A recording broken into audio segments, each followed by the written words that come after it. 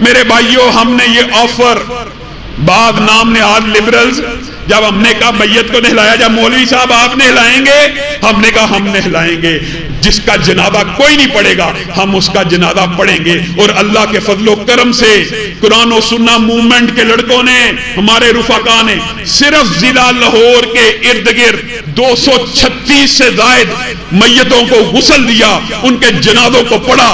جن میتوں کے پاس ان کے بیٹے نہیں تھے آ رہے، جن کے خامند نہیں تھے آ رہے، جن کی بیویاں نہیں تھی آ رہی، ان کو ہم نے غسل بھی دیا، ان کے جنازے بھی پڑھائے۔ لوگوں نے دن رات فون کر کر کے ہم نے ویلکم کیا، جو استطاعت تھی۔ صرف لاہور کے گرد و نواح میں 236 سے زائد کورونا میتوں کو غسل دیا۔ اس کے اندر جہاں جہاں قرآن و سنہ موومنٹ کے لڑکے ہیں، میں ان کا بھی شکریہ ادا کرتا ہوں اور حکومت کا بھی شکریہ ادا کرتا ہوں کہ بالآخر انہوں نے اجازت دے دی ہے۔ ونستعینہ ونستغفرہ ونؤمن بہ ونتوکل علیہ ونعوذ باللہ من شرور انفسنا ومن سیئات اعمالنا من يهده الله فلا مضل له ومن يضلل فلا هادي له واشهد ان لا اله الا الله واشهد ان محمدا عبده ورسوله اما بعد فان خير الحديث كتاب الله وخير الهدي هدي محمد صلى الله عليه وسلم وشر الامور محدثاتها وكل محدثة بدعة وكل بدعة ضلالة وكل ضلالة في النار اعوذ بالله من الشيطان الرجيم ولا تحسبن الله غافلا عما يعمل الظالمون۔ تمام قسم کی تعریفات اور حمد و ثنا اللہ مالک الملک کے لیے ہے، جو تمام کائنات کے خالق، مالک اور رازق ہیں، جو اپنے بندوں پر بے شمار انعامات کرنے والے ہیں، جو ہمیشہ سے ہیں اور ہمیشہ ہی رہیں گے، نہ جن کی ذات میں کوئی شریک ہے، نہ جن کی صفات میں کوئی شریک ہے۔ حمد و ثنا کے بعد لاکھوں کروڑوں درود و سلام ہوں اس ہستی اقدس و مقدس پر کہ جن کا نام نامی اور اسم گرامی حضرت محمد الرسول اللہ صلی اللہ علیہ وآلہ وسلم ہے، جنہیں تمام کائنات کا ہادی، رہنما، مقتدا، پیشوا، رہبر، امام بنا کر بھیجا گیا ہے، اور جن کے قلب اطہر پر اللہ رب العزت نے اپنی آخری کتاب حمید کو نازل فرمایا۔ حمد و ثنا اور درود و سلام کے بعد لاکھوں رحمتیں ہوں آپ کے صحابہ پر، امت کے ادیبوں پر، شہیدوں پر، واعظین پر، مبلغین پر، مصنفین پر، کہ جن کی وجہ سے اسلام ٹھیک اور مکمل حالت میں ہم تک پہنچا۔ معزز سامعین گرامی قدر، سب سے پہلے تو یہ وضاحت کرنا ضروری سمجھتا ہوں کہ مسلس کے پل ہو جانے کی وجہ سے چند گزارشات آپ کے سامنے بیٹھ کر عرض کروں گا، ورنہ خطبہ جمعہ کا جو مسنون طریقہ ہے وہ کھڑے ہو کر دینے کا ہی ہے۔ معزز سامعین گرامی قدر، سیرت النبی کا جو سلسلہ ہم نے شروع کیا تھا، انشاءاللہ کوشش کریں گے اس کو دوبارہ شروع کیا جائے۔ نبی کریم صلی اللہ علیہ وسلم کے اوپر ہونے والے مظالم اور آزمائش کے حوالے سے چند گزارشات کو آپ کے سامنے رکھ چکا ہوں۔ اسی طرح اس کے بعد، نبی کے بعد سب سے زیادہ آزمائشیں اصحاب رسول میں سے جن کے اوپر آئیں، ان کے حوالے سے چند گزارشات کو آپ کے سامنے رکھوں گا۔ لیکن گزشتہ خطبہ جمعہ میں ایک ٹاپک کو شروع کیا تھا، اس کی چند مثالیں دے کے اپنی بات کو ختم کروں گا۔ وہ یہ تھا کہ کما تدین تدان، جیسا کرو گے ویسا بھرو گے۔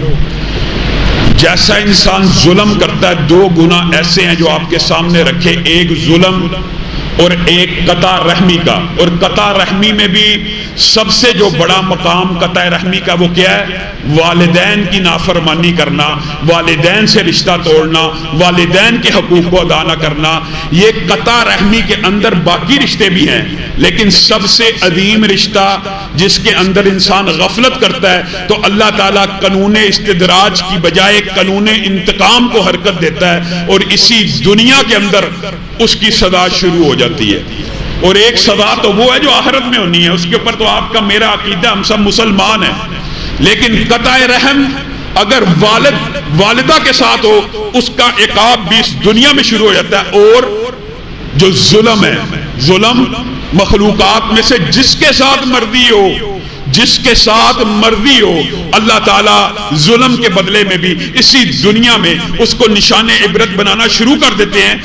کئی مرتبہ ڈھیل ملتی ہے اور ظالم سمجھتا ہے کہ شاید میں حق پہ ہوں، اللہ تعالیٰ پھر ڈیل دیتے ہیں، پھر وہ ظلم کرتا ہے، پھر ڈیل دیتے ہیں، پھر وہ ظلم کرتا ہے. لیکن جب ان بطش ربک لشدید، جب اللہ کی گرفت آ جاتی ہے ظالموں کے اوپر، پھر اللہ تعالیٰ چھوڑتا نہیں ہے. ایسی مشکل میں پڑ جاتے ہیں، پھر چیختے ہیں، چلاتے ہیں، کراہتے ہیں، وبیلا کرتے ہیں، پھر اللہ کی گرفت ختم نہیں ہوتی. میرے بھائیوں، آپ نے وہ بلی والی حدیث نہیں سنی؟ ایک عورت نے کیا ظلم کیا؟ ایک بلی کو صرف باندھ دیا. نبی کریم معراج کی رات گئے، بلی اس عورت کو پنجے مار رہی ہے، ناخنوں سے زخمی کر رہی ہے، آگے سے بھی پیچھے سے بھی. نبی کریم نے کہا اس نے کیا ماجرا کیا؟ یہ کیوں اتنا شدید میری امت کی عورت کو عذاب ہو رہا ہے؟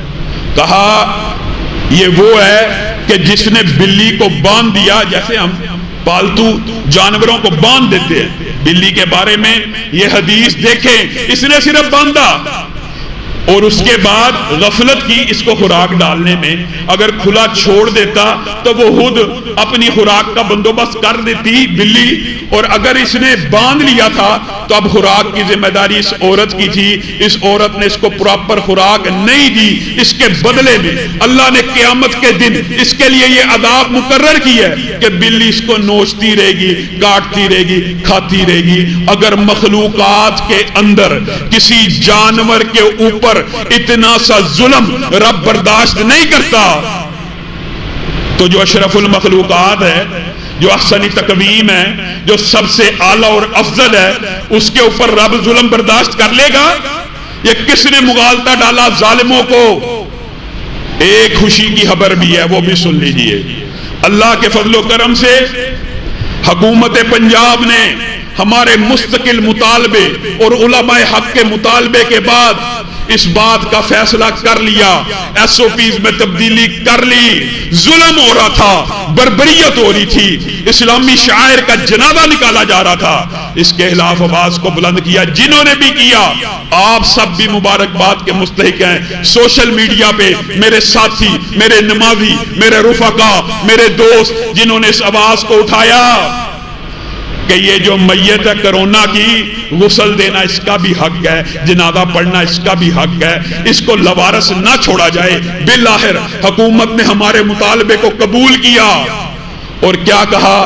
اب ورثاء غسل بھی دے سکیں گے، جنازے میں شریک بھی ہو سکیں گے، چہرہ بھی دیکھ سکیں گے، اسلامی شاعر کے مطابق جنازہ ہوگا، ان کو دفن کیا جائے گا. لیکن یہاں پہ رکیے میرے بھائیوں، ہم نے یہ آفر بعض نام نہاد لبرلز، جب ہم نے کہا میت کو نہلایا جائے، مولوی صاحب آپ نہلائیں گے؟ ہم نے کہا ہم نہلائیں گے. جس کا جنازہ کوئی نہیں پڑھے گا ہم اس کا جنازہ پڑھیں گے. اور اللہ کے فضل و کرم سے قرآن و سنہ موومنٹ کے لڑکوں نے، ہمارے رفقا نے، صرف ضلع لاہور کے ارد گرد، یعنی ضلع شیخوپورہ، شدرہ، بیگم کوٹ، لاہور، گرد و نواح کے اندر 236 سے زائد میتوں کو غسل دیا، ان کے جنازوں کو پڑھا. جن میتوں کے پاس ان کے بیٹے نہیں تھے آ رہے، جن کے خامند نہیں تھے آ رہے، جن کی بیویاں نہیں تھی آ رہی، ان کو ہم نے غسل بھی دیا، ان کے جنازے بھی پڑھائے. لیکن ابلاغ میں شاید کچھ غلطی رہ گئی. کیا آپ لوگوں نے سمجھا یہ غسل دینے کے لیے؟ نہیں، یہ ہم نے تحریک اس لیے چلائی تھی کہ آپ کے دل سے اس بیماری کا خوف نکلے، آپ خود اپنے پیاروں کو، اپنے لواحقین کو غسل دیں. لوگوں نے دن رات فون کر کر کے ہم نے ویلکم کیا. جو استطاعت تھی صرف لاہور کے گرد و نواح میں 236 سے زائد کرونا میتوں کو غسل دیا. اس مرکز کے تغسیل میت کے کمرے کے اندر 10 سے زائد کرونا میتوں کو غسل دیا گیا. لیکن یہ غسل اس لیے نہیں تھا دیا جا رہا کہ آپ صرف ہمیں کال کریں. آج حکومت نے اگر اب آپ کو اجازت دے دیا، پاکستان کے اندر جہاں جہاں قرآن و سنہ موومنٹ کے لڑکے ہیں، میں ان کا بھی شکریہ ادا کرتا ہوں اور حکومت کا بھی شکریہ ادا کرتا ہوں کہ بالآخر انہوں نے اجازت دے دی ہے. اب اجازت مل گئی ہے نا، اب آپ نے غسل دینا ہے. ہمارے کسی لڑکے کو الحمدللہ پوری ٹیم کے اندر جو غسل دیتے تھے ان میں سے ایک بھی اللہ کے فضل و کرم سے لقمہ اجل نہیں بنا. آپ اس خوف کو اب نکال دیجیے اور بیماری کا خوف اللہ کے فضل سے کم ہو رہا ہے. ہمارے یہاں پہ میرے نمازی بھائی بیٹھے ہوئے، کئی نمازی، ایجاد بھائی، اسد اللہ بھائی، کئی نمازی، ان کو بیماری ہوئی، خوف نہیں طاری کرنا، اللہ کے فضل سے صحت یاب ہو گئے. اور اگر خدا نہ خواستہ کسی پیارے کا کوئی عزیز دنیا سے چلا جائے، اب آپ نے اس کو خود غسل بھی دینا ہے، اس کا جنازہ بھی پڑھنا ہے انشاءاللہ۔ آج جمعے کے بعد اس عرصے کے دوران جو ظلم و بربریت ہوتی رہی، جن کے صحیح معنوں میں جنازے ادا نہیں ہوئے، ان کا مشترکہ غائبانہ جنازہ بھی ہوگا۔ ہمارے سردار صاحب بیٹھے ہیں، ان کی کزن فوت ہوگی، ان کا جنازہ بھی ہو گیا۔ ہماری ایک نمازی ہے، انہوں نے کال کی، کیسے کیسے لوگ ہیں، جنازے بھی پڑھنے نہیں دیے گئے کہ ان کی والدہ فوت ہو گئی صحیح طریقے سے، آخری رسومات اور اسلامی شاعر کے مطابق ان کو ہم رخصت نہیں کر سکے۔ انشاءاللہ ان کا بھی جنازہ ہوگا، سب میتوں کا انشاءاللہ جن کی تغسیل اور تدفین میں کوتاہیاں ہوئی، ہم کوشش کریں گے کہ ان کا جمعے کے بعد غائبانہ نماز جنازہ ادا ہو۔